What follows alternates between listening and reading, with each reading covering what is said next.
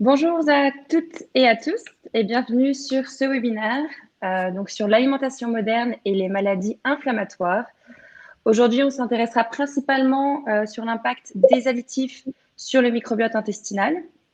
Donc, je suis Solène Ly, je suis l'experte en micronutrition chez Compliment et aujourd'hui, on a la chance d'être accompagné du docteur Benoît Chassin, qui est donc directeur de recherche à l'INSERM et spécialisé, lui, dans la recherche justement sur ces interactions entre le microbiote, le mucus et les maladies inflammatoires chroniques. Bonjour, docteur Chassin. Bonjour, merci pour l'invitation. Merci d'être là avec nous aujourd'hui. Et encore une fois, merci à tous. Je vois qu'il y a de plus en plus de personnes qui commencent à doucement se connecter. Donc, je vais commencer à présenter rapidement l'agenda pour la journée. Le docteur Chassin, dans un premier temps, va nous présenter le microbiote intestinal, ses rôles, ses dysfonctionnements. Donc, comment est-ce qu'on passe donc, de l'eubiose à la dysbiose, ce déséquilibre. Ensuite, plus dans le détail, quelles sont donc ces maladies inflammatoires chroniques de l'intestin, plus couramment appelées les MICI. Et enfin, ce qui nous intéressera plus particulièrement, comme je disais, c'est donc le rôle entre les additifs alimentaires, les émulsifiants et le microbiote intestinal. Et enfin, moi, je prendrai une petite partie sur la prise en charge de ces maladies inflammatoires chroniques, avec bien sûr un petit volet sur l'alimentation, mais surtout un focus sur la micronutrition, la prise en charge que vous pouvez proposer à vos patients en termes de suppléments pour ces pathologies. Et on vous présentera les protocoles de santé recommandés. Et bien sûr, on passera un temps pour répondre à toutes vos questions. Donc, ne vous en faites pas, on garde bien 15 minutes à la fin pour répondre à toutes vos questions. Pour ceux qui ne connaissent pas encore la plateforme Livestorm, donc vous pouvez interagir bien sûr pendant toute la durée de cette présentation, de ce webinaire. Donc on a Laure de notre équipe qui est là pour modérer et pour répondre à toutes les questions, plutôt en termes de technicalité sur le fonctionnement du webinaire, s'il y a des questions. Mais c'est des questions sur la présentation, comme je le disais, on prend 15 minutes à la fin. Mais n'hésitez pas à les poser au fur et à mesure et on y reviendra, nous, en temps voulu. Donc, soit dans le chat, soit dans la rubrique questions qui se trouvent tous les deux en bas à droite. Et voilà, comme je le disais, n'hésitez surtout pas tout au long de la présentation. Je vais pouvoir laisser la parole donc au docteur Benoît Chassin, qui, comme je disais, est directeur de recherche à l'INSERM et qui va nous en dire plus sur ces liens entre l'alimentation, les additifs et les maladies inflammatoires chroniques. Je vous laisse la parole. Merci beaucoup, merci encore pour l'invitation. Donc, ouais, vraiment très brièvement, me concernant, je m'appelle Benoît Chassin et je suis directeur de recherche au sein de l'INSERM et je travaille à l'Institut Cochin, donc au centre de Paris. Et du coup, on travaille vraiment sur le microbiote intestinal et comment ce microbiote intestinal peut jouer un rôle bénéfique dans la protection contre certaines pathologies, mais aussi un rôle plutôt négatif et plutôt délétère dans la promotion de certaines pathologies. On essaie de comprendre un petit peu comment ce microbiote peut avoir cette double facette à la fois bénéfique, mais aussi délétère dans certaines conditions.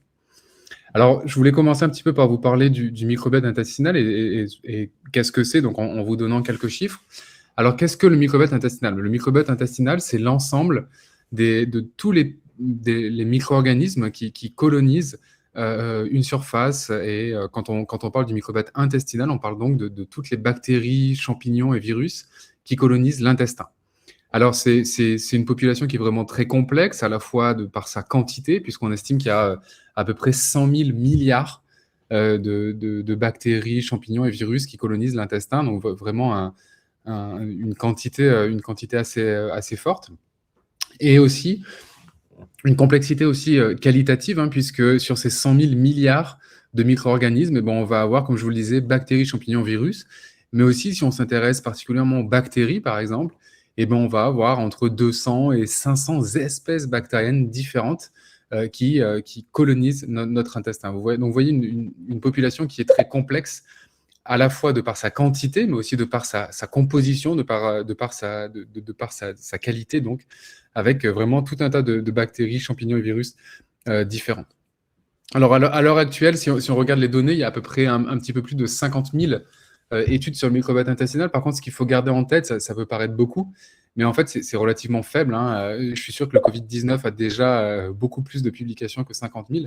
Donc, ça reste un champ d'études relativement récent. Ça fait qu'une vingtaine d'années qu'on commence de vraiment s'intéresser au microbiote intestinal et à toutes les fonctions qu'il joue en pathologie et en physiologie et en physiopathologie. Et donc voilà, on estime qu'il y a à peu près entre 1,5 kg et 2 kg de bactéries par tube digestif chez chacun des êtres humains. Donc si je regarde un petit peu le nombre de participants tout de suite, on doit être à peu près à 300 kg de bactéries qui sont en train de m'écouter. Et du coup, je leur souhaite la bienvenue. Alors, concernant l'établissement du microbiote et comment est-ce que le microbiote se met en place, eh bien, en fait, on me demande souvent comment faire pour avoir un bon microbiote et qu'est-ce qui modifie mon microbiote. Eh bien, en fait, la réponse, malheureusement, c'est à peu près tout. C'est-à-dire tout ce qu'on fait dans notre quotidien, tout ce qu'on mange, tous les médicaments qu'on consomme, toutes nos habitudes alimentaires, la ville dans laquelle on vit, nos habitudes sportives, nos habitudes par rapport au sommeil, nos habitudes par rapport à la nutrition, tout ça va avoir un impact sur le microbiote. Et en fait, ça reste un champ d'études relativement complexe, puisqu'en fait, à peu près tout peut modifier, moduler la composition du microbiote et avoir un impact en santé et en pathologie humaine. Alors, quelques exemples concernant ce qui régule le microbiote intestinal. Il y a déjà la manière avec laquelle on est, puisqu'en fait, en fonction si on est par voie basse ou si on est par césarienne, eh ben, on aura un microbiote qui sera vraiment différent. Puisque si on est par voie basse, on va avoir un microbiote de type plutôt vaginal qui va se mettre en place, tandis que si on est par voie césarienne, on va plutôt avoir un microbiote de peau qui va se mettre en place, et on sait que ce microbiote de peau, eh ben, c'est pas forcément bon pour la santé au long cours, et notamment ça pourrait favoriser l'apparition d'asthme et d'allergies à l'âge adulte. Donc vous voyez que dès notre naissance, il y a des facteurs qui impactent la composition et la fonction de notre microbiote.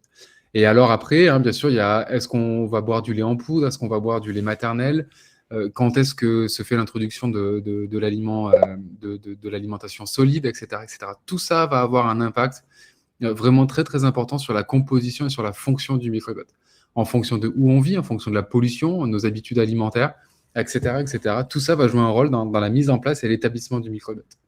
Ensuite, on estime qu'à peu près vers 3 ans, on va avoir un microbiote qui est établi, c'est-à-dire un microbiote dont sa composition va rester relativement stable. Dans ce que je viens de dire, ce qu'il y a de très important, c'est de bien garder en tête le mot « relativement ». C'est-à-dire que mon microbiote va être relativement stable au cours du temps et va être différent de chacun des microbiotes qui sont en train de m'écouter. Par contre, bien entendu, si je change mon habitude alimentaire, si je me mets à courir des marathons, si je prends des antibiotiques, etc., etc., et bien ici, vous voyez toute l'importance du mot « relativement », puisque mon microbiote sera stable. Mais par contre, si je change mes habitudes, eh ben, on va pouvoir avoir un impact sur le microbiote, que ce soit un impact bénéfique ou alors un impact plutôt négatif. Et donc voilà, ce qu'il y a d'important à garder en tête, c'est que vraiment, on héberge tous un microbiote qui nous est propre, un microbiote qui va être relativement stable au cours du temps, mais voilà, en fonction de nos habitudes alimentaires et des médicaments qu'on va prendre, on va pouvoir avoir des altérations de ce microbiote au cours du temps. Alors maintenant, je voulais passer un petit peu de temps sur le rôle joué par ce microbiote intestinal. Et en fait, il y en a plusieurs. Il y a notamment un rôle métabolique, puisque toutes ces bactéries, ces micro-organismes vont jouer un rôle dans la digestion tous les aliments qu'on mange. Il y a tout un tas d'aliments qu'on mange pour lesquels on a les enzymes qui nous permettent de les absorber et d'en bénéficier. Par contre, il y a tout un tas d'aliments qu'on mange et on a besoin de notre microbiote pour nous aider à les digérer, pour nous aider à extraire les calories. C'est notamment le cas des fibres. On sait qu'il faut manger beaucoup de fibres solubles. Et ben, ces fibres, sans les bactéries, on ne serait pas capable de les digérer pour la majeure partie d'entre elles. Donc, on a besoin de nos bactéries pour avoir le rôle bénéfique de ces fibres alimentaires. On a aussi un rôle de barrière, puisque en fait, toutes ces bactéries qui sont présentes dans notre intestin, et ben, en fait, elles ont un rôle de barrière, c'est-à-dire qu'elles occupent l'espace, elles sont là, elles sont présentes, et du coup, elles vont empêcher l'apparition de pathologies infectieuses. Le meilleur exemple ici qu'on peut mentionner, ça va être l'exemple de l'infection à Clostridium difficile. Alors, je pense que beaucoup d'entre vous en ont déjà entendu parler. En fait, l'infection à Clostridium difficile fait souvent suite chez des personnes âgées à des traitements antibiotiques, où en fait, les traitements antibiotiques vont éliminer le microbiote intestinal. On va laisser le champ libre, on va ouvrir, on va complètement libérer la niche. Et là, la bactérie pathogène Clostridium difficile peut prendre la place. Et en fait, si on a un microbiote qui est là, si on ne prend pas d'antibiotiques, ce microbiote va servir de résistance contre cette bactérie Clostridium difficile qui, si elle arrive, ne pourra pas s'implanter, ne pourra pas nous coloniser. Du coup, on sera protégé. Donc ça, c'est vraiment un rôle de barrière très, très important qui est joué par le microbiote intestinal. On a aussi un rôle de défense, puisque ces bactéries, virus et champignons vont au jour le jour, favoriser le développement de notre système immunitaire et participer à la maturation de notre système immunitaire de manière à ce que nous soyons protégés contre toutes les infections, les virus, etc., qu'on peut rencontrer dans la vie de tous les jours. Et enfin, on a un rôle de maintenance avec la production de mucus, l'activité enzymatique de la muqueuse. Et on va avoir vraiment tout un tas de dialogues qui se mettent en place entre le microbiote intestinal et notre intestin, de manière à être protégé contre ce microbiote, mais à garder les rôles bénéfiques et à bénéficier de la cohabitation qu'on a avec ce microbiote intestinal. Alors ensuite, ce qu'il y a d'intéressant avec le microbiote intestinal, c'est que forcément, quand on s'intéresse à ces rôles, au rôle que peut jouer le microbiote intestinal, et c'est un petit peu ce qu'on fait au laboratoire, et c'est ce que je vais vous présenter aujourd'hui, on s'intéresse principalement au tractus gastro-intestinal, puisque c'est le lieu où le microbiote intestinal est placé, c'est là où il est situé. Donc forcément, ça fait sens que ce microbiote va pouvoir jouer tout un tas de rôles au sein de l'intestin.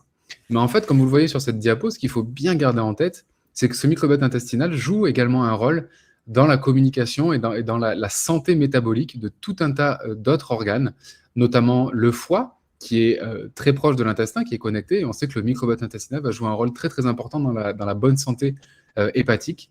Le tissu adipeux également, on sait très bien que le microbiote peut communiquer avec le tissu adipeux de manière à conduire ou non à de l'inflammation et donc favoriser le développement de l'obésité ou du diabète. Donc cette communication avec le tissu adipeux est vraiment très très importante. Et on a comme ça tout un tas d'organes. En fait, je pense qu'à l'heure actuelle, on a à peu près fait le tour de tous les organes où on peut arriver à montrer un rôle joué par le microbiote dans la santé de ces organes à distance. Et un exemple aussi qui a beaucoup d'intérêt à l'heure actuelle, concerne le cerveau, avec ce qu'on appelle le gut-brain axis, c'est-à-dire l'axe de communication entre le cerveau et notre microbiote. Et en fait, on montre que le microbiote intestinal joue un rôle dans tout un tas de pathologies telles que le stress, l'anxiété, mais aussi des pathologies neurodégénératives telles que Alzheimer et Parkinson, où on sait très bien que le microbiote intestinal n'est pas l'agent qui cause la pathologie. Mais par contre, le microbiote intestinal joue un rôle dans la chronicité et la sévérité de ces pathologies. Donc vous voyez un petit peu, même si ça reste un domaine d'études relativement récent, avec, encore une fois, on a commencé de s'intéresser au microbiote que depuis 20 ans, vous voyez quand même toutes ces avancées qu'on a pu faire et tout le champ des possibles qui s'ouvre à nous grâce à ce microbiote intestinal, puisque ça reste un organe, on va en parler, hein, ça reste un organe relativement accessible qu'on peut relativement facilement moduler avec des prébiotiques, des probiotiques, des transplantations fécales. Et vous voyez qu'on peut, en modulant ce microbiote, moduler tout un tas d'organes, toute une santé métabolique, une santé inflammatoire de l'organisme. Donc, vous voyez un petit peu l'intérêt que représente le microbiote intestinal à l'heure actuelle. Alors moi, ce que je voulais vous parler un petit peu, c'était, comme je vous l'ai expliqué, on a vraiment ce microbiote qui joue des rôles bénéfiques, mais aussi des rôles négatifs. Alors, j'en ai pas vraiment parlé, je voulais aller un petit peu vite sur cet aspect-là. Mais en fait, le microbiote, je vous ai présenté surtout ses aspects positifs, mais il a aussi des aspects négatifs, et notamment le fait de pouvoir favoriser des maladies inflammatoires chroniques de l'intestin. Et en fait, ce qu'on a voulu faire, nous, au laboratoire, il y a quelques années, c'était d'essayer de comprendre justement comment on pouvait passer d'un bon microbiote à un mauvais microbiote. On sait très bien qu'il y a certaines personnes qui ont un bon microbiote, qui favorisent leur santé métabolique et protègent contre l'inflammation. D'autres personnes ont un microbiote qui vont pouvoir conduire au développement de pathologies inflammatoires chroniques de l'intestin. Et en fait, ce qu'on a voulu savoir, nous, au laboratoire, c'était qu'est-ce qui pouvait faire le lien entre ces deux aspects. Qu'est-ce qui pouvait faire que, d'un coup, on se mette à avoir un mauvais microbiote. Et en fait, ce qu'on a voulu regarder dans un premier temps avec cette étude sur les agents émulsifiants, c'était de voir si certains de ces additifs, donc qui sont des additifs alimentaires, pouvaient justement faire le lien, faire la connexion entre ces impacts bénéfiques que j'ai mentionnés ici à gauche et les impacts négatifs du microbiote.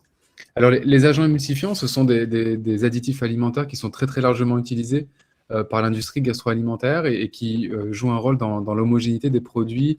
Et donc, par exemple, si vous avez du beurre de cacahuète sans agent émulsifiant, vous allez avoir l'huile qui se sépare à la surface du pot. Tandis que si vous rajoutez des agents émulsifiants, vous allez vraiment favoriser une texture crémeuse et le fait que l'huile ne se sépare pas du produit. C'est aussi pour ça qu'il y a tout un tas d'agents émulsifiants dans les crèmes glacées. C'est pour avoir ce côté onctueux et ce côté un petit peu crémeux à la crème glacée. Donc, ce sont vraiment des additifs qui sont très, très largement utilisés par l'industrie agroalimentaire. Et voilà, encore une fois, le but de cette étude, c'était de voir si ces additifs pouvaient jouer un rôle dans cette dualité du microbiote intestinal et faire passer un bon microbiote à un mauvais microbiote. Alors, ce qu'on a voulu voir, donc voilà, c'est aussi représenté ici, hein, où on a, encore une fois, de manière un peu synthétique, tous les bénéfices ici à gauche en vert que peut jouer le microbiote intestinal au niveau de l'intestin, avec, encore une fois, hein, je le répète, fortification de la barrière, protection contre les bactéries pathogènes telles que Clostridium difficile, maturation du système immunitaire et un bon métabolisme. Et à droite, tous les facteurs associés plutôt négatifs du microbiote. Alors, j'ai parlé des maladies inflammatoires chroniques de l'intestin, on va en reparler dans 2 secondes. Mais il y a aussi le cancer du côlon, obésité, diabète, arthrite, anxiété et dépression. J'en ai touché un mot aussi. Et donc, vous voyez, c'est vraiment ce qu'il y a de fascinant dans ce champ de recherche. Et on pourra en reparler pendant les questions si vous avez des questions sur ces aspects-là. C'est vraiment ce côté yin et yang, ce côté bénéfice-risque que joue le microbiote en santé humaine. Et encore une fois, nous, ce qu'on a voulu savoir, c'était est-ce que les agents émulsifiants peuvent conduire à ces impacts plutôt négatifs du microbiote intestinal. Alors avant, comme on s'est principalement intéressé aux maladies inflammatoires chroniques de l'intestin, je voulais brièvement les mentionner et brièvement vous les présenter. Alors il en existe 2, principalement, qui sont la maladie de Crohn et la rectocolite hémorragique. Et en fait, ces maladies, donc, on les appelle les MICI aussi, pour maladies inflammatoires chroniques de l'intestin. Et en fait, elles sont caractérisées par une inflammation intestinale chronique et non contrôlée, qui est dirigée principalement contre notre microbiote intestinal. Donc en fait, c'est une pathologie qui est, il y a vraiment beaucoup de personnes qui sont touchées en France. Il y a une incidence qui est en faible augmentation actuellement. Et en fait, c'est une maladie qui est caractérisée par une réponse immunitaire qui est dirigée contre notre microbiote. Donc c'est comme si chez ces patients, le microbiote intestinal commençait à ne plus être toléré, à ne plus être accepté par l'intestin. Et du coup, on allait avoir une réponse inflammatoire chronique qui allait être dirigée contre ce microbiote intestinal. Alors, il en existe 2, comme je le disais, principalement la maladie de Crohn, qui, elle, peut toucher vraiment tous les segments du tube digestif, de la bouche à l'anus, et on peut aussi avoir des manifestations extra-intestinales de cette maladie de Crohn. Et du coup, c'est associé à des douleurs abdominales, des nausées, vomissements, diarrhées, et ce sont vraiment des pathologies qui sont très, très invalidantes. Il y a, pour la majorité des patients de maladie de Crohn, il y a une nécessité d'avoir de la chirurgie de manière à enlever les segments lésés. Il y a eu une augmentation du risque de cancer colorectal qui est multiplié par 40. Bon, vous voyez, ce sont des pathologies quand même assez invalidantes. Et la rectocolite hémorragique, elle, touche plutôt uniquement le côlon, donc plutôt la partie terminale du côlon. Et ici, on va plutôt avoir des douleurs rectales et une perte de sang, hein, donc de l'hémorragie chronique chez ces patients atteints de RCH ou de rectocolite hémorragique. Et donc, ce qu'on a voulu savoir au laboratoire, c'était justement, est-ce que, on connaît un petit peu les facteurs de risque pour ces pathologies inflammatoires chroniques de l'intestin. On sait que le microbiote intestinal joue un rôle clé, on sait que la génétique joue un rôle clé. Mais nous, ce qu'on a voulu savoir, c'était est-ce que, par hasard, certains additifs alimentaires, notamment les agents émulsifiants, qui sont encore une fois omniprésents dans l'alimentation ultra transformée et qu'on consomme vraiment au quotidien si on consomme des aliments ultra transformés, pouvaient être impliqués dans l'inflammation intestinale et la maladie de Crohn chez certains patients. Donc, c'est un petit peu ce qu'on a fait. Alors, ce qu'il y a d'intéressant aussi de voir, c'est que concernant la prise en charge de ces patients atteints de maladies inflammatoires chroniques de l'intestin, il y a beaucoup d'études qui sont en cours, d'études qui ont été publiées, d'études qui sont en cours, et qui, en fait, qui permettent de montrer que l'alimentation, donc le régime alimentaire, joue un rôle clé dans probablement la protection la maladie de Crohn chez certains patients. Et en fait, donc, vous voyez ici, chacune des colonnes liste un régime alimentaire. Et vous voyez qu'il y a un régime alimentaire qui est très largement étudié en ce moment qui s'appelle le CDED, ou régime d'exclusion de la maladie de Crohn. Alors, c'est un régime qui est très, très compliqué à mettre en place. Hein. Vous voyez qu'on n'a plus le droit de boire d'alcool, on n'a plus le droit de boire de café, on n'a plus le droit de consommer certains additifs alimentaires tels que les édulcorants, les agents émulsifiants, etc., les produits alimentaires, etc. Donc, c'est un régime qui est très, très difficile à mettre en place. Mais il y a vraiment des données des données préliminaires très encourageantes sur ce régime d'exclusion de la maladie de Crohn qui montreraient que chez certains patients, ça pourrait protéger contre les poussées inflammatoires et augmenter le temps de relapse. Et vous voyez qu'il y a d'autres diets qui sont en train d'être testées. Il y a le SCD, le IBD-IED et le FIT. Et vous voyez que pour chacun de ces régimes, de ces 4 régimes, les agents émulsifiants sont complètement exclus et il faut à tout prix vraiment éviter de consommer ces agents émulsifiants. Alors, ça ne prouve en rien la causalité, mais ça suggère quand même que probablement le fait d'enlever ces agents émulsifiants pourrait participer au rôle bénéfique qu'on a observé chez les patients atteints de maladie de Crohn qui suivaient ces différents diètes. Alors, concernant nous, vraiment, ce qu'on a trouvé, ce qu'on a observé concernant ces additifs alimentaires que sont les agents émulsifiants, en fait, ce qu'on a pu montrer, c'était qu'ils participaient à ce qu'on appelle l'empiètement du microbiote au niveau de l'intestin. Alors, ce qu'il faut retenir de cette diapositive ici, c'est que si vous regardez l'image de gauche ici, vous voyez que ça, c'est un intestin en bonne santé. Vous voyez qu'on a les bactéries en rouge ici, qui sont vraiment à l'extérieur de l'intestin. Ensuite, on a le vert ici, c'est une couche de mucus, donc c'est un gel qui est à la surface de l'intestin et qui nous protège contre ces bactéries. Et ensuite, on a l'intestin en violet et en bleu en bas de l'image. Et donc, ce qu'il faut bien retenir ici, c'est vraiment ici un intestin en bonne santé, puisque les bactéries sont gardées à distance. Et on a vraiment ici cette zone de stérilité, ce no man's land, à la surface de l'intestin, qui permet vraiment de nous protéger contre l'inflammation et contre tous les rôles négatifs joués par le microbiote intestinal. Par contre, si vous regardez la photo prise à droite, donc ici, c'était avec des souris qui étaient traitées aux agents émulsifiants, et vous voyez qu'on perd complètement cette zone de no man's land. Désormais, on a les bactéries qui ont pénétré cette couche de mucus, qui se sont vraiment très, très fortement rapprochées de la surface de l'intestin, représentée en violet. Vous voyez que la distance entre les bactéries et l'intestin a diminué assez drastiquement. Et ça, on sait très bien que c'est un intestin qui n'est pas en bonne santé, puisqu'ici, on va nourrir l'inflammation intestinale chronique et on va nourrir la susceptibilité aux maladies inflammatoires chroniques de l'intestin. Donc ça a été la première observation qu'on a fait concernant les additifs alimentaires que sont les agents émulsifiants, avec une altération de la composition du microbiote, mais aussi de sa fonction et de sa localisation au niveau intestinal. Et en fait, donc vous voyez, hein, c'est représenté ici aussi, on a étudié 2 agents émulsifiants principalement, le CMC au milieu qui dénomme le carboxyméthylcellulose ou le E466, et le P80 à droite pour polysorbate 80 ou le E433. Et vous voyez que pour ces 2 agents émulsifiants très largement utilisés par l'industrie agroalimentaire, on a observé les mêmes choses, avec à la fois un empiètement, à chaque fois un empiètement de la couche de mucus et le fait que les bactéries se rapprochaient vraiment très, très dangereusement de la surface de l'intestin. Alors, non seulement la composition du microbiote était altérée, on avait plus de bactéries pathogènes ou de bactéries plutôt négatives.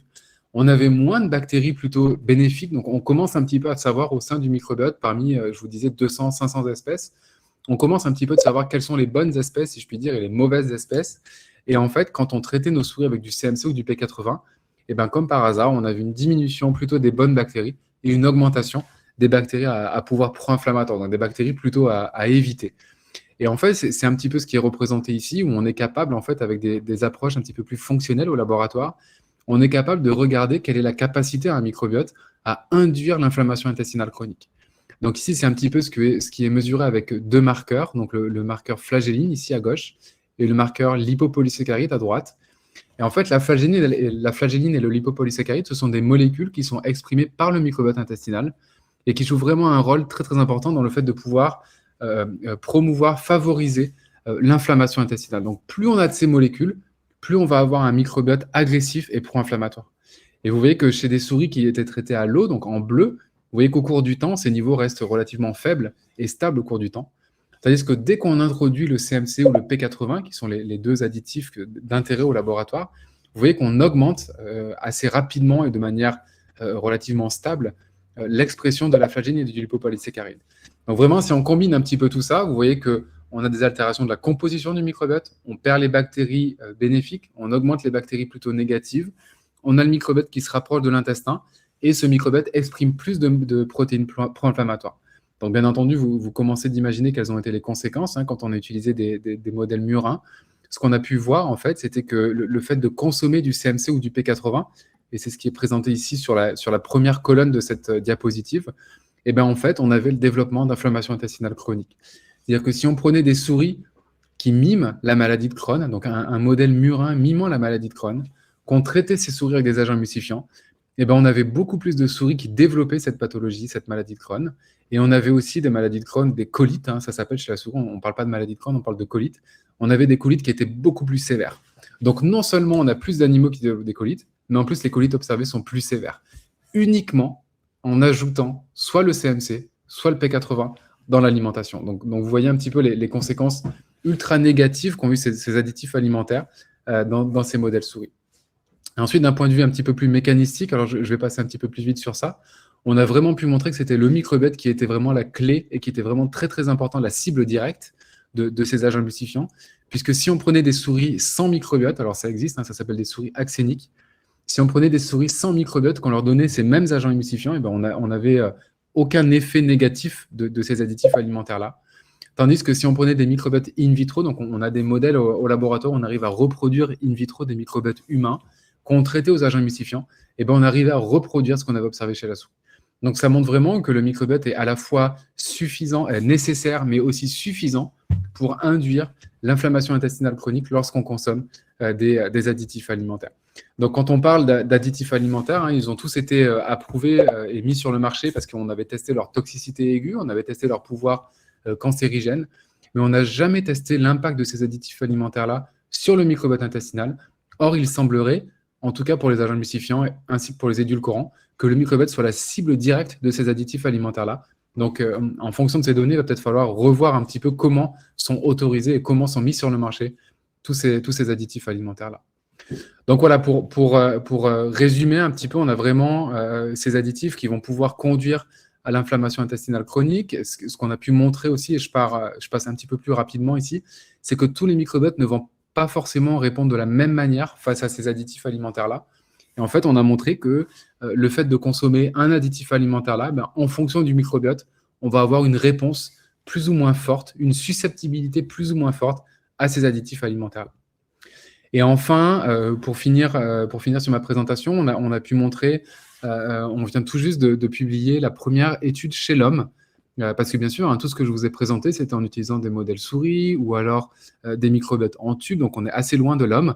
Donc bien sûr, on a besoin de valider tout ça chez l'homme. Donc on vient tout juste de publier la première étude randomisée en double bras en aveugle chez l'homme, où on a testé l'impact du carboxyméthylcellulose sur une période relativement courte et sur un nombre de patients relativement limité. Donc, c'était vraiment une étude préliminaire. C'est vraiment pour voir si c'est faisable et générer de nouvelles hypothèses. Et en fait, ce qu'on a pu observer, je vais passer vraiment très, très rapidement, mais ce qu'on a pu observer, c'était que chez l'homme également, même si on avait une période très courte, même si on étudiait un seul additif alimentaire et même si on avait un nombre de participants relativement faible, eh ben, on arrivait à reproduire l'impact vraiment très négatif du carboxyméthylcellulose sur le microbiote intestinal. Le microbiote intestinal avait une composition qui était altérée. Le microbiote intestinal avait une fonction qui était altérée. Et chez certains participants, alors là aussi, il semblerait que tous les participants ne répondent pas de la même manière. On avait, vous vous souvenez, cette capacité du microbiote à pénétrer la couche de mucus et à se rapprocher de la barrière intestinale. Alors bien sûr, ici, c'était chez des patients sains. L'étude n'a pas duré assez longtemps pour voir l'impact au plus long terme, mais en fait, ce qu'on suppose au laboratoire, et c'est quelque chose qu'on est en train de tester avec une nouvelle étude clinique au plus long terme, c'est que chez certains patients possédant des prédispositions génétiques ou possédant un microbiote bien particulier, la consommation de ces agents emulsifiants-là pourrait mettre le feu aux poudres, avoir un microbiote qui va changer sa composition, changer sa fonction, se rapprocher de l'intestin, et qui pourrait ainsi conduire à une maladie inflammatoire chronique de l'intestin. Et encore une fois, c'est des choses qu'on est en train de tester. Donc voilà, la conclusion un petit peu générale, c'était que les agents emulsifiants peuvent cibler directement le microbiote intestinal de manière à favoriser le développement d'inflammation intestinale chronique et la promotion de la colite chez des patients probablement avec une prédisposition génétique. Ce qu'il nous reste à faire, et ce sur quoi on est en train de travailler, c'est d'essayer de comprendre pourquoi tous les microbiotes ne répondent pas de la même manière. Et peut-être qu'un jour, on pourra arriver à typer les microbiotes en fonction de leur susceptibilité, du potentiel bénéfice ou risque qu'ils ont à être traités à certains additifs alimentaires ou à certains compléments alimentaires, etc., etc. Donc vraiment, on a, durant ces 20 dernières années, compris tous les rôles joués par le microbiote. Maintenant, ce qu'il nous reste à faire, c'est d'essayer de comprendre quelles sont les variations interindividuelles de ce microbiote et en quoi ce microbiote peut conduire au potentiel santé ou au potentiel négatif des additifs alimentaires qu'on consomme régulièrement. Donc voilà, c'est un monde qui est vraiment complexe. Je vous ai parlé des agents émulsifiants. Il y a tout un tas d'études à travers le monde qui s'intéressent aussi aux colorants, aux édulcorants, etc. On pense aussi qu'il peut y avoir des effets cocktails, hein, puisque nous, on a à chaque fois étudié un agent émulsifiant. Il y a des équipes dans le monde qui s'intéressent à un colorant et des équipes dans le monde qui s'intéressent à un édulcorant.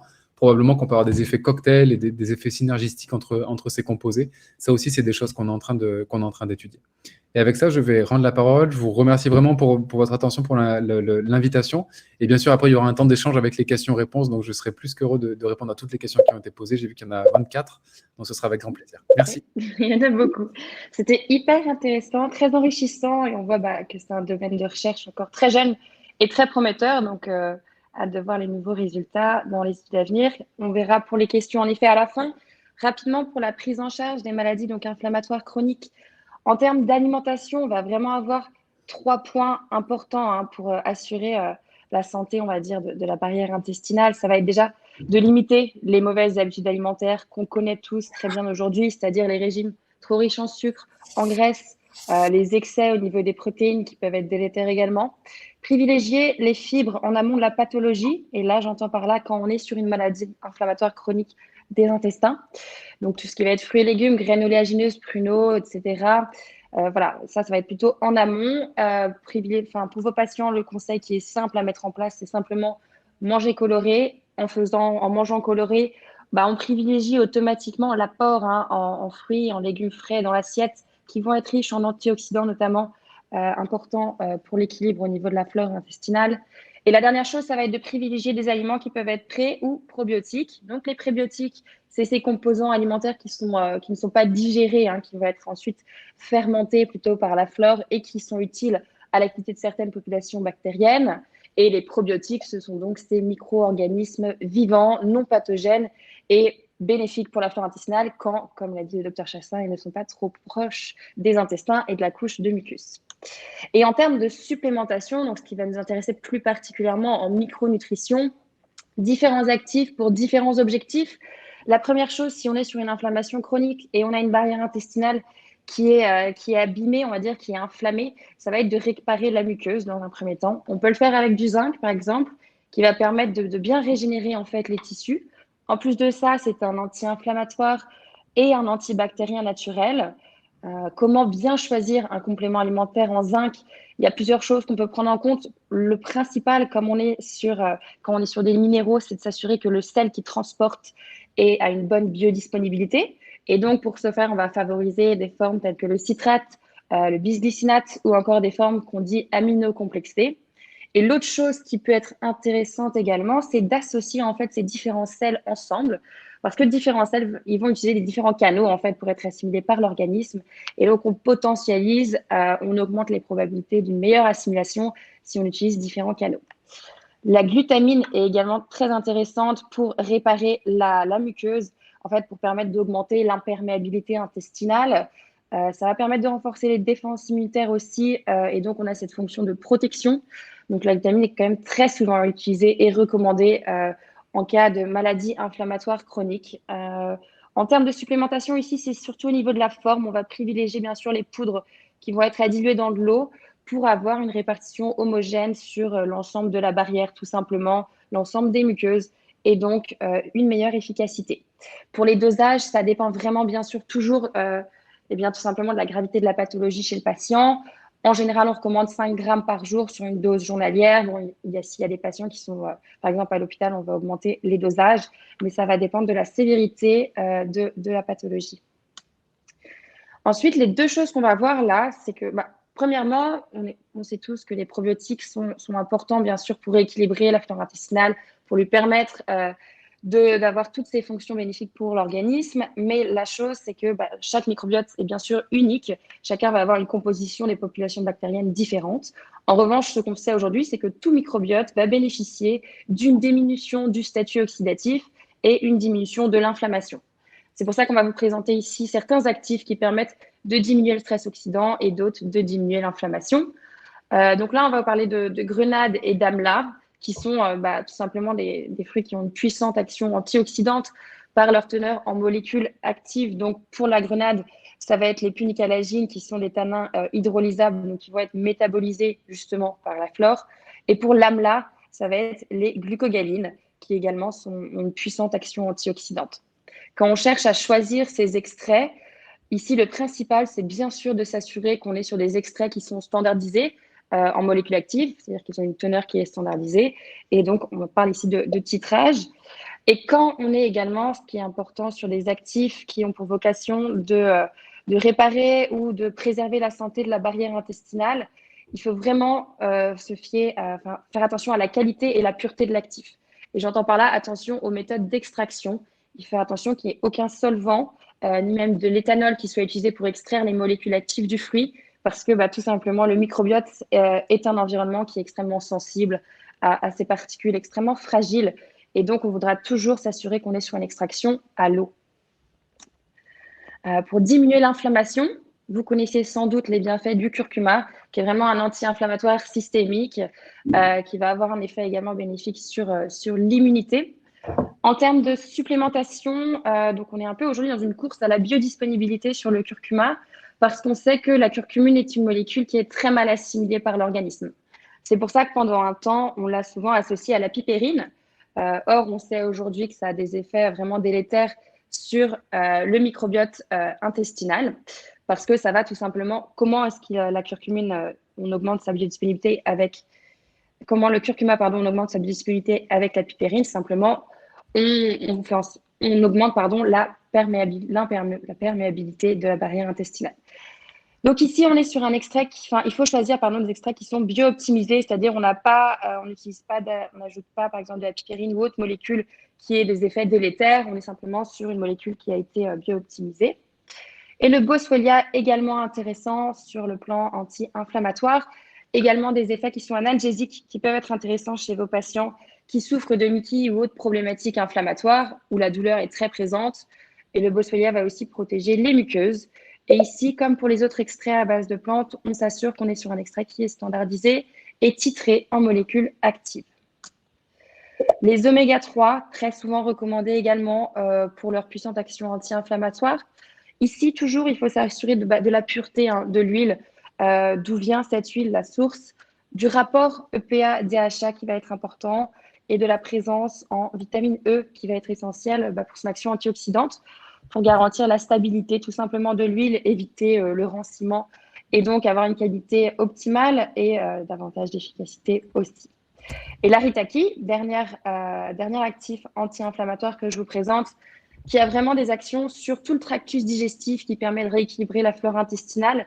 Il y a vraiment beaucoup d'études sur cette plante et sur ses actions au sein du tractus digestif et de la sphère digestive en général. Et là, il faut toujours faire attention, bien sûr, à la standardisation, surtout en acide chébulagique, qui est une molécule vraiment d'intérêt pour diminuer ces molécules pro-inflammatoires, ces cytokines qui vont avoir des effets délétères. Et ensuite, pour le rééquilibrage, donc une fois qu'on s'est assuré que l'environnement était pacifié, si on peut dire, qu'on a diminué l'inflammation, le stress oxydant, ici, on peut se permettre ensuite de rééquilibrer et notamment de réensemencer avec des probiotiques.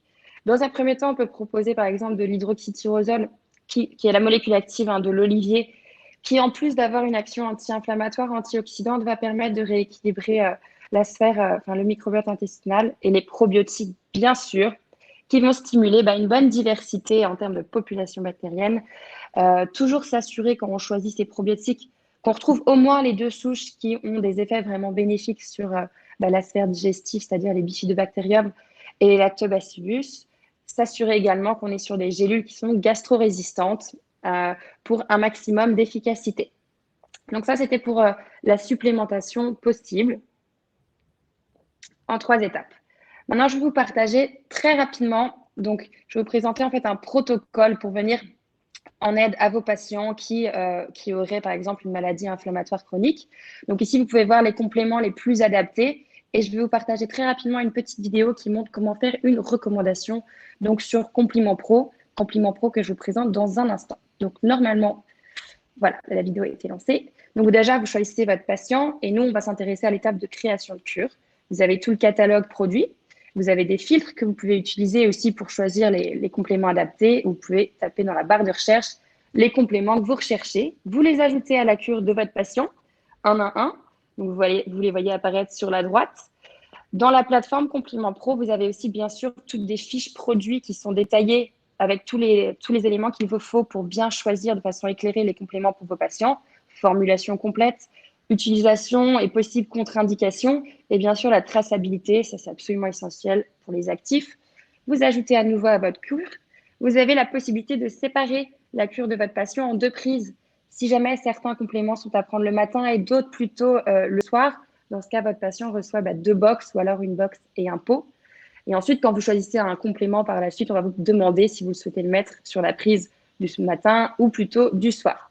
Vous pouvez bien sûr augmenter, choisir les dosages que vous recommandez à vos patients et ajouter des conseils d'utilisation au besoin qui seront imprimés sur un livret que reçoit votre patient avec sa cure, tous les détails que vous aurez partagés à votre patient. Il y a certains produits, typiquement la glutamine, qui vont être hors sachet. Donc, typiquement, la glutamine, on est sur des sachets prédosés de 5 grammes que votre patient recevra à part. Une fois que tout est bon, vous continuez. Ici, vous pouvez choisir bien sûr la durée que vous recommandez de cure à votre patient et écrire un petit message que votre patient recevra à la fois par SMS et par mail. Vous créez la recommandation. Ici, c'est une dernière étape pour vérifier que tout est comme il se doit. Et vous pouvez soit commander pour votre patient directement ou alors, depuis la plateforme, en cliquant en bas à droite, lui envoyer la recommandation. Et dans ce cas, en fait, votre patient reçoit tout simplement un SMS ainsi qu'un mail avec la recommandation que vous lui avez donnée. Le protocole maladie inflammatoire, de toute façon, il sera présent sur la plateforme. On va essayer de le charger là très prochainement, comme ça, vous y aurez accès. Pour ceux qui ne connaissent pas encore Complément Pro, quelques mots. Tout simplement, c'est un outil qui est dédié donc à vous, aux professionnels de la santé. C'est une plateforme qui est entièrement gratuite et qui a vraiment pour vocation de vous aider à accompagner au mieux tous vos patients donc, dans leur démarche de santé. Au niveau de la création, pourquoi ça a été créé? C'est parti d'un constat en fait qui est remonté après depuis quelques années, on discute avec des thérapeutes partenaires pour voir quels sont les freins dans la recommandation des compléments alimentaires et quels sont ensuite les freins pour les patients. Pourquoi est-ce qu'ils ne commandent pas ou ne suivent pas, n'ont pas une bonne observance de leur cure de compléments alimentaires? Donc, d'une part, l'expérience du thérapeute, ici en 3 points, ce qu'on a pu remonter, c'est que pendant la consultation, l'expérience, elle n'est pas optimale, c'est assez compliqué. On va avoir pas mal d'outils qui se mélangent, des fiches de prescription papier, des mails dans lesquels on doit insérer la recommandation. Après, si on veut montrer sur Internet certains compléments, enfin, c'est plein de choses qui se mélangent et qui ne rendent pas l'expérience très optimale. La seconde chose pour le thérapeute, c'est le manque d'observance, c'est-à-dire comment savoir si son patient a commandé la cure qui a été recommandée? Aucun moyen. Et surtout, si même il avait commandé ce que vous avez pu lui conseiller, est-ce qu'il a commandé la bonne forme? On sait que pour les compléments alimentaires, il va y avoir une différence énorme en termes d'efficacité selon la biodisponibilité du sel choisi, selon la bioactivité de la vitamine qui a été prise.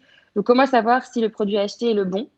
Et comment savoir également si la posologie que vous aviez en tête est celle que le patient va respecter? Donc ça, c'est le manque d'observance pour le thérapeute. Et la dernière chose qui est un petit peu liée, c'est ce manque de suivi. Donc, comment savoir si le patient a déjà commandé sa cure? Est-ce qu'il a terminé sa cure? Est-ce qu'il a des questions pendant son traitement? Si vous voyez votre patient à des fréquences assez séparées, c'est compliqué. Et comment renouveler de manière simple le traitement? Tout ça, c'est des choses qui rendaient l'expérience compliquée pour le thérapeute, d'après tous les retours qu'on a pu avoir donc, ces dernières années. Ensuite, au niveau du volet patient, on a également pris des retours des patients. Pourquoi est-ce qu'ils ne commandaient pas? Parce qu'on part du constat ici également qu'un tiers des recommandations que vous pouvez effectuer ne vont pas être suivies par le patient. Et là, à nouveau, on a sorti vraiment 3 choses. L'expérience d'achat, un frein principal. Donc, vous pouvez recommander des compléments alimentaires à votre patient. Le problème est qu'ensuite, il doit aller se rendre dans un magasin bio, par exemple, une parapharmacie, une pharmacie, commander sur Internet. C'est à nouveau beaucoup de choses qui rendent compliquée l'expérience. Arrivé en boutique, on a souvent cette expérience d'un prix qui est élevé ou d'une incompréhension entre le rapport qualité-prix. Et donc, le patient, parfois, va se tourner vers un produit qui est peut-être moins cher, mais peu qualitatif. Donc, mauvaise expérience ici. La seconde chose, c'est sur l'expérience de prise. Donc, quand on est sur des pots classiques de 60, 90 gélules, ce n'est pas pratique tout simplement. Ce n'est pas des formats qui sont nomades. Et si le patient aussi perd la posologie que vous lui avez indiquée, comment savoir combien de gélules prendre dans son pot pour sa prise quotidienne adaptée. Donc, c'est vraiment ça, pas pratique sur l'expérience de prise. À nouveau, on retrouve idem pour le patient, cette absence de suivi. Donc, si à nouveau votre rendez-vous il y a une certaine distance entre vos rendez-vous patients, le patient peut se retrouver un peu perdu dans son traitement. S'il a des questions sur certains effets, certaines sensations, comment est-ce qu'il fait? Voilà, personne contactée. Pas évident de racheter parfois le même produit, je veux dire par là, des quantités qui peuvent varier selon un site, selon une rupture de stock ou autre. Donc, autant de choses qui font vraiment que c'est compliqué. Et c'est pour ces raisons qu'on a développé Compliment Pro, donc avec 4 leviers qui sont vraiment là pour solutionner tous les problèmes que je viens de présenter. Donc déjà, il y a accès à un large choix de compléments alimentaires qualitatifs.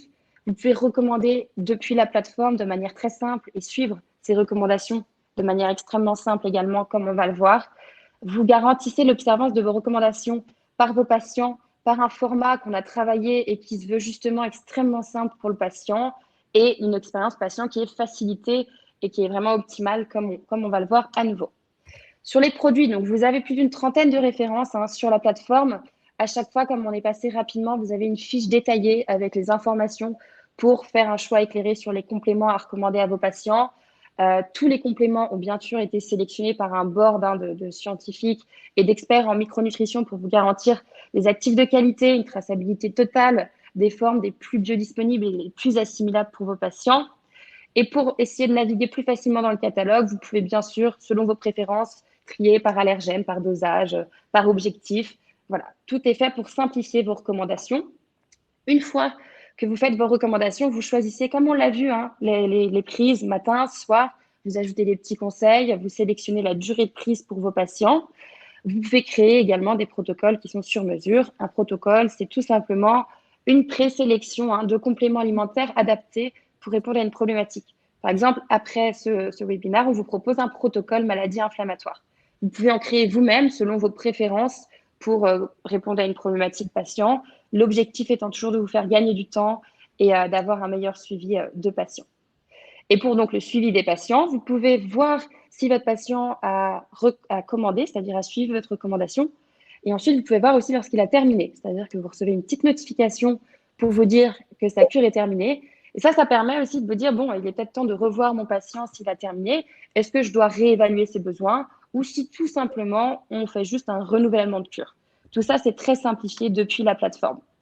Et pour le patient, l'expérience, elle est assez unique. Il va recevoir chez lui une box avec, comme on le voit sur l'image, 30 petites enveloppes quotidiennes dans laquelle se trouvent les compléments alimentaires que vous lui avez recommandés, le dosage optimal. Il y a un renouvellement automatique si vous le mettez sous un abonnement, donc plus besoin de se déplacer en pharmacie, le risque des ruptures de stock, etc. Il reçoit tout ça à la maison et il a tous vos conseils qui sont repris dans son petit livret, sa petite feuille de route, avec des photos des gélules, les heures de prise, etc., pour vraiment être guidé au mieux et suivre son traitement de façon optimale. D'autant plus que si vous accédez à la plateforme Compliment Pro, vous avez également accès à la Compliment Academy. Donc, c'est vraiment un nouvel outil qu'on a développé récemment dans l'objectif d'améliorer vos compétences en micronutrition, de les parfaire. Vous avez des guides de la complémentation par pathologie. C'est là que vous avez accès à toutes nos formations, à nos webinaires par thématique sur les compléments. Et c'est également là que vous allez pouvoir trouver des outils pour la consultation pour améliorer justement vos conseils pour le patient. Vous y retrouvez des fiches produits. Le patient doit vraiment être éduqué aussi sur le complément alimentaire pour avoir une meilleure adhésion à ce traitement. Vous avez également des fiches régime, par exemple. Ce serait intéressant de développer une sur les maladies inflammatoires chroniques intestinales. Des choses que vous pouvez fournir avec vos recommandations pour vos patients. Donc, je le répète une dernière fois, c'est une plateforme qui est vraiment gratuite, qui a séduit déjà un certain nombre de professionnels avec qui on travaille depuis quelques années. Et les atouts qui ressortent principalement, c'est cette simplicité déjà au niveau de la plateforme, au niveau de l'usage, c'est hyper intuitif. Et la seconde chose, c'est vraiment d'améliorer l'observance, l'adhésion thérapeutique du patient au traitement. Et ça, on le sait tous, c'est vraiment le plus important pour avoir un traitement qui est efficace, c'est cette continuité dans le traitement. Donc, n'hésitez surtout pas à nous contacter si vous ne connaissez pas déjà la plateforme et si vous souhaitez justement en savoir un petit peu plus. Je pense que Laure va nous mettre dans le chat les différents liens pour pouvoir nous contacter.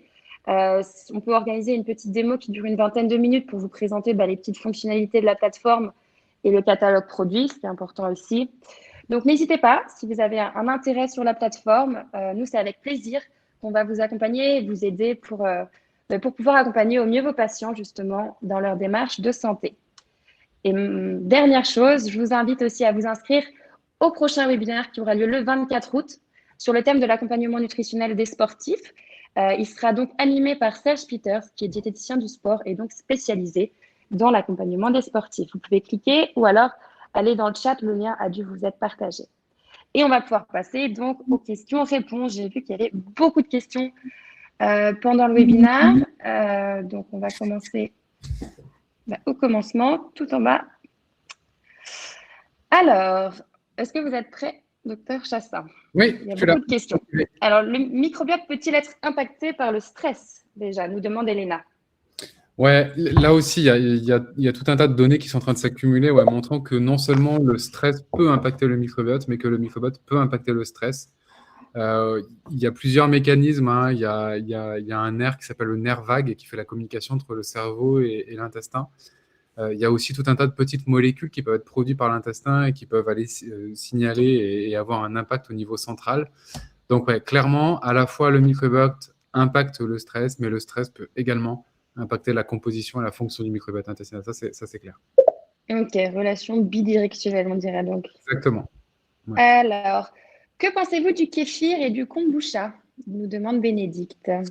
Alors, là, en fait, il y a plusieurs avantages à ces composés-là. C'est que non seulement on va venir nourrir le microbiote intestinal et venir nourrir certaines bactéries de notre microbiote intestinal, mais aussi, comme ce sont des aliments fermentés, on va pouvoir bénéficier de tout un tas de petites molécules qui sont issues de la fermentation qui aurait eu lieu dans ces produits fermentés.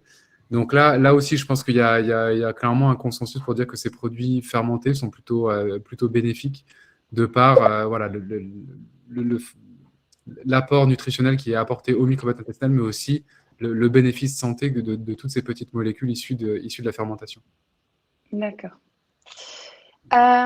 Tous ces émulsifiants sont-ils tous autorisés en alimentation bio ou en moins grande quantité? Je pense qu'on va parler des deux que vous avez principalement présentés.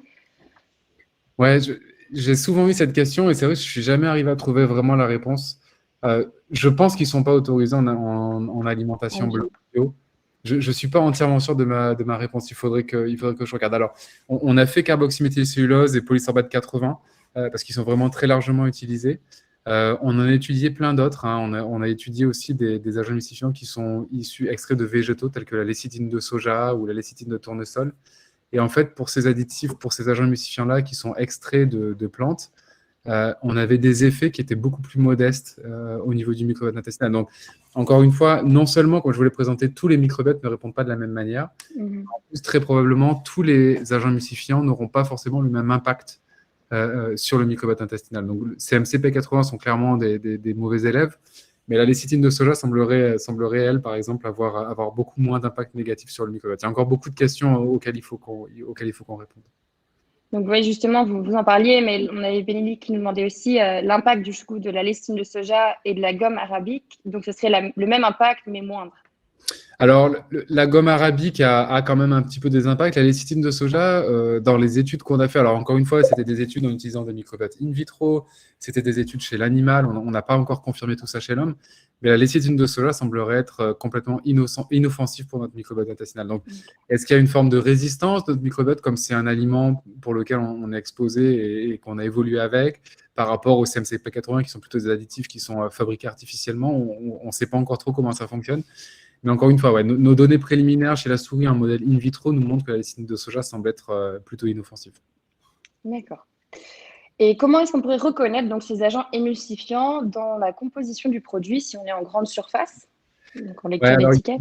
Ils sont listés. Alors, il y a beaucoup de flou. C'est vrai qu'ils sont listés dans la liste des ingrédients. Ils ne sont pas mentionnés. Donc, c'est souvent les E400 quelque chose. Donc, si vous voyez des E400 quelque chose, ça va souvent être soit des agents émulsifiants, soit des agents de texture. Les deux se complémentent un peu, puisque en favorisant l'émulsification du produit, on favorise aussi la texture et les additifs de texture, les texturants peuvent aussi favoriser la mise en émulsion des matières grasses. Donc, il y a un lien entre les deux. Donc, ça va souvent être les E400. Même moi, je ne connais pas forcément tous les numéros par cœur. Ils sont vraiment cités qu'avec leurs numéros. Et en plus, on n'a pas les doses.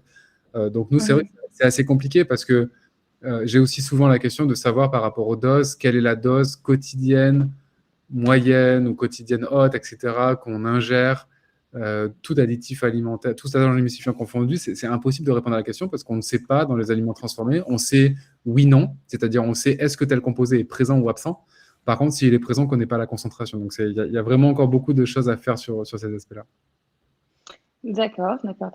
Encore beaucoup de recherches à faire. Et d'ailleurs, en parlant de recherche, que pensez-vous des analyses du microbiote qui peuvent être proposées aux particuliers, type Nahibou? Quel est l'intérêt et quelle est la précision des résultats? Je ne sais pas si vous connaissez Oui. Nahibou, par exemple. Ouais. Ouais, je connais Naibou. J'ai vu qu'il y avait aussi une équipe de foot qui avait fait un partenariat avec eux pour suivre leur microbiote lors de la saison. Je crois que c'était l'équipe de foot de Rennes qui avait eu un partenariat avec eux.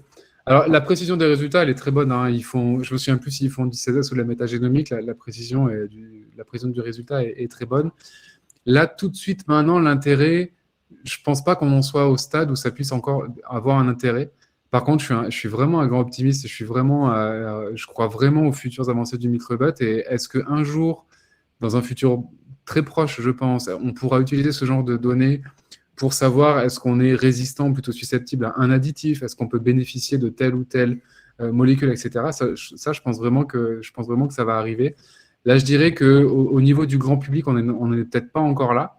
Mais il y a par exemple des protocoles de recherche clinique où en fait on a pu montrer, alors je dis on, c'est la communauté scientifique, c'est pas du tout nous qui avons fait ça, mais il y a une équipe de recherche qui a pu montrer que la composition du microbiote intestinal pouvait prédire la réponse à la thérapie contre certains cancers.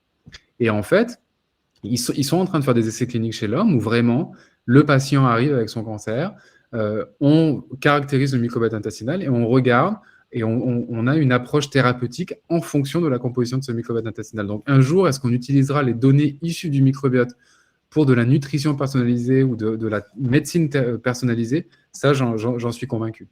Ouais. D'accord. Alors, on a beaucoup de questions. Y a-t-il des symptômes qui peuvent nous faire penser que l'on devrait arrêter les aliments avec des agents émulsifiants? Donc, vraiment des symptômes. Alors, des symptômes, je ne sais pas. Nos recherches, oui, devraient vous faire arrêter les aliments avec des agents émulsifiants. Des symptômes, oui. Il y a certaines personnes qui m'ont dit que depuis qu'ils avaient arrêté de consommer ces aliments contenant des agents émulsifiants, ils avaient vu un impact bénéfique en santé.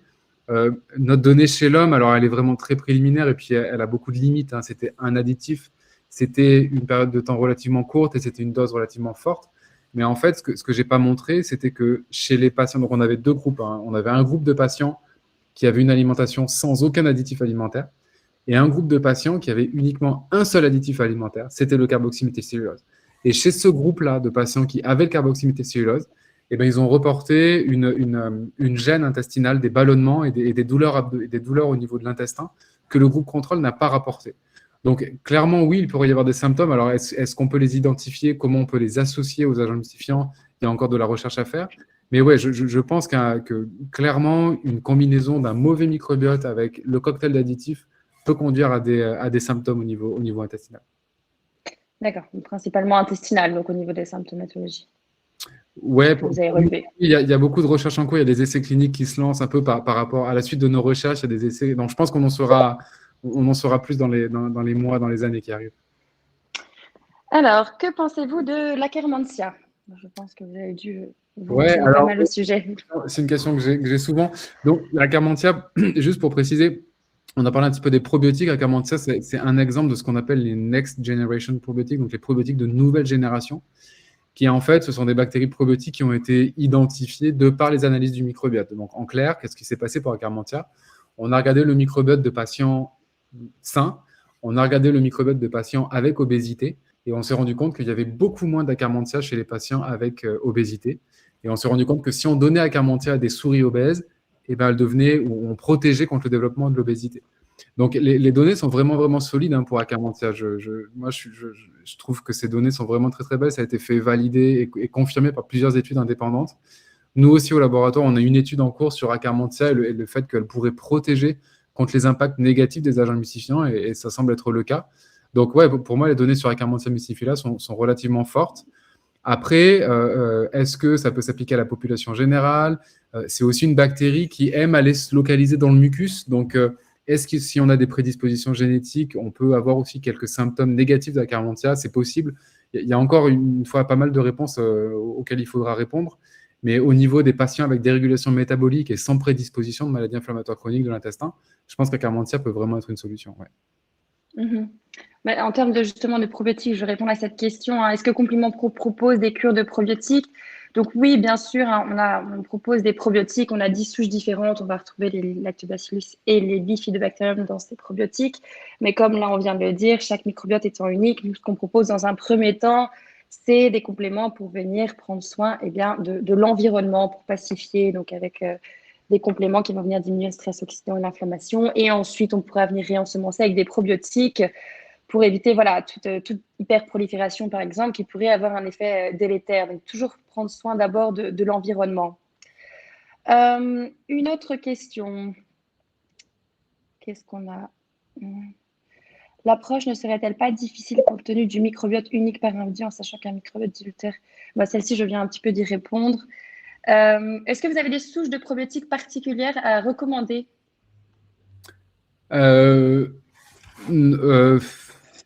Ça, je ne connais pas forcément toutes les données en cours. Je sais qu'il y a beaucoup d'études, par exemple, en cours. Beaucoup d'études. Il y a une étude assez poussée en cours sur, comment elle s'appelle? Faecalibacterium prausnitzii. Alors, elle n'est pas encore commercialisée. J'espère qu'elle le sera dans un futur proche, où en fait, c'est aussi un probiotique de nouvelle génération. Et ici, c'est un petit peu la même chose. C'est-à-dire qu'on s'est rendu compte que chez les patients atteints de maladie de Crohn, et peut-être aussi de rectocolite hémorragique, il y avait moins de cette bactérie par rapport aux patients sains. Donc, il y a des études cliniques qui sont en cours pour voilà, voir est-ce qu'on peut avoir un impact bénéfique sur la pathologie avec Faecalibacterium prausnitzii. Concernant, je ne connais pas encore trop je connais pas trop la littérature, mais il y a des données sur d'autres probiotiques et maladies de Crohn. C'est juste que je ne connais pas la littérature sur ça. D'accord. Céline qui demandait comment savoir si un extrait est standardisé. C'est forcément noté sur l'emballage. Non, c'est pas nécessairement noté la standardisation sur l'emballage. Idéalement, ça devrait l'être parce que c'est la donnée principale pour déterminer la qualité d'un actif. Normalement, tous les laboratoires qui commercialisent des compléments alimentaires doivent avoir ces données en interne parce qu'ils sont obligés d'avoir les fiches de spécification, les rapports d'analyse pour chacun de ces actifs. Après, vous pouvez toujours les demander. Je sais que nous, on les met en avant parce que voilà, on a des actifs qui sont qualitatifs et c'est vraiment là-dessus qu'on peut juger de la qualité de l'actif. Mais non, c'est pas forcément noté sur l'emballage. C'est ça qui est un petit peu flou, que ce soit pour vous ou pour le consommateur. Alors, bonjour, est-ce qu'il y a des signes qui nous montrent qu'on a un dysfonctionnement du microbiote intestinal? Vraiment des signes phares. Ouais, ça c'est une question hyper intéressante.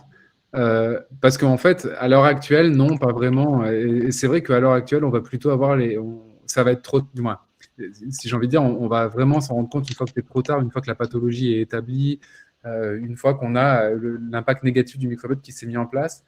Et là, encore une fois, je pense que vraiment dans un futur proche, on pourra avoir des tests qui nous permettront de regarder la composition ou la fonction du microbiote et qui nous permettront de dire, avant que l'obésité soit mise en place, avant que la maladie inflammatoire chronique de l'intestin soit mise en place, etc. Chez certains patients, encore une fois, qu'il faudra bien identifier, bien stratifier, et ben peut-être qu'on pourrait identifier ça, quels sont les microbiotes à risque, si je puis dire, et avoir des approches personnalisées, etc. Mais là, tout de suite, maintenant, à l'heure actuelle, si on a un microbiote dysfonctionnel, mais qu'on n'a pas encore la pathologie, c'est mission impossible pour l'identifier, malheureusement. D'accord. On a fait un petit peu le tour des questions, en tout cas concernant l'inflammation, vraiment spécifiquement, les questions auxquelles vous avez pu nous répondre. Et puis, on est dans le temps aussi. Je vais attendre de voir s'il y a d'autres questions. Une dernière question. Comment faire pour les personnes nées par césarienne? Donc, comment essayer de réensemencer, on va dire, et de lui donner toutes ses chances malgré une naissance par césarienne, si on peut dire? Est-ce qu'il y a vraiment des choses à mettre en place? Eh ben, là aussi, donc, il peut y avoir éventuellement des mises en place de probiotiques, de cures de prébiotiques, probiotiques pour essayer d'aller moduler un petit peu le microbiote de manière bénéfique. Il y a aussi des essais cliniques en cours qui sont vraiment hyper encourageants et si on regarde les résultats, c'est vraiment hyper prometteur. Où en fait, les gens ont pris un petit peu ce problème à bras-le-corps et en fait, on est par césarienne, c'est pas forcément un choix. Malheureusement, c'est souvent imposé, sauf dans il y a certaines personnes qui le font par confort, mais quand même dans la majorité des cas, c'est imposé. Et en fait, Du coup, il y a plein d'études qui sont en cours pour essayer de voir si on ne peut pas, à la naissance par césarienne, inoculer les bactéries vaginales de manière à moduler le microbiote intestinal et les conséquences au plus long terme. Donc, ce qui est fait, c'est que ça en est encore qu'au stade de recherche, mais au moment de l'accouchement par césarienne, il y a un tampon vaginal qui est mis dans la future maman. Et après la naissance, on va récupérer ce tampon, on va badigeonner le visage et la bouche de l'enfant de manière à inoculer artificiellement l'enfant qui vient de naître par césarienne avec les bactéries vaginales. Et il y a des études qui, alors c'est encore un peu préliminaire, mais les premières données qui sortent montrent vraiment que ça pourrait à la fois restaurer un microbiote bénéfique, mais aussi avoir des impacts bénéfiques au plus long terme sur le métabolisme et l'inflammation. Donc là encore, on n'a pas toutes les questions, mais il y a vraiment, vraiment beaucoup de choses en cours. Donc ouais, encore une fois, il faut vraiment prendre soin de notre microbiote. D'accord. J'ai eu une dernière question passer en termes de compléments alimentaires. À quel moment de la journée est-ce qu'on peut conseiller les oméga 3 pour l'inflammation, avec les repas ou au coucher? Il y a énormément d'avis sur le sujet. C'est toujours un peu difficile de vraiment déterminer le moment clé, le moment optimal. Pour les oméga 3, ça sera pendant le repas de toute façon pour une meilleure assimilation. Nous, on conseille de les prendre le matin. Tout simplement parce que pour améliorer l'observance et l'adhésion au traitement, on conseille de prendre pour la plupart des compléments ces gélules le matin, sauf quand vraiment c'est préférable de les prendre le soir. Typiquement, si on vient restructurer, régénérer la barrière intestinale, on conseillera plutôt le soir, par exemple, la glutamine, là où on aura une meilleure régénération des cellules. Mais du coup, pour les oméga 3, j'aurais tendance à les recommander le matin pendant le petit déjeuner. Donc voilà, je pense qu'on va pouvoir s'arrêter. Il y a encore des nouvelles questions qui arrivent à chaque fois à la seconde. Une dernière. Est-ce que l'allaitement peut contrebalancer le fait qu'une naissance par césarienne développe un microbiote bon? Est-ce que l'allaitement, Ouais. on sait que voilà. Alors, je ne sais pas si on peut comparer les impacts. Ouais, c'est un petit peu dur à dire, mais clairement, l'allaitement par lait naturel a vraiment un impact très, très bénéfique sur le microbiote à un moment clé, puisque c'est au tout début de la vie, on va avoir tout un tas d'immunoglobulines A aussi qui vont être délivrées au microbiote. Donc vraiment, l'allaitement des jeunes enfants a vraiment un impact hyper, hyper bénéfique et avec un impact au long terme sur le microbiote intestinal. Concernant l'impact négatif de la césarienne, c'est des études d'association qui ont été faites, etc. Donc, c'est peut-être un lien un peu moins fort. Lequel est le mieux? Est-ce que l'un peut contrebalancer l'autre? Ça, je ne sais pas. Mais clairement, ce que cette question soulève, c'est que ouais, clairement, l'allaitement naturel a vraiment un impact très, très bénéfique au niveau du microbiote. Et en fait, ce qui est intéressant avec le microbiote, c'est que pendant longtemps, pendant des décennies, on a dit qu'il fallait manger beaucoup de fibres, on a dit qu'il fallait manger des polyphénols, on a dit qu'il fallait l'allaitement naturel, etc., etc. Et en fait, on se rend compte, avec toute la recherche sur le microbiote, que c'est probablement le microbiote qui explique toutes ces recommandations. 5 fruits et légumes par jour, beaucoup de fibres, c'est clairement pour nourrir notre microbiote. Et ça, on s'en est rendu compte que après les recommandations. Donc, c'est vraiment ce que je trouve fascinant avec le champ de recherche sur le microbiote intestinal. Mmh. Bah, tout ça, c'était très clair. J'espère que tous nos participants ont appris énormément au sujet du microbiote et des pathologies inflammatoires chroniques. Donc, merci beaucoup au docteur Benoît Chassaing d'avoir été avec nous aujourd'hui. C'était très enrichissant, en tout cas pour ma part, et je pense que tout le monde, pareil, a appris énormément. Merci à vous. Et puis, on a hâte de suivre vos recherches, l'avancée de vos recherches, pour voir un petit peu ces nouveaux liens entre l'additif, l'alimentation et tous ces liens fascinants entre le microbiote et l'organisme. Merci à tous d'avoir suivi ce webinaire avec nous. Il sera bien sûr disponible très prochainement en replay. On vous envoie aussi la présentation de toute façon. Comme ça, voilà, vous aurez toutes les informations nécessaires. L'équipe Complément Pro reste disponible s'il y a des questions sur la plateforme ou sur les compléments alimentaires de toute façon. Donc voilà, merci beaucoup et bonne journée à tous. Merci à tous, au revoir. Au revoir.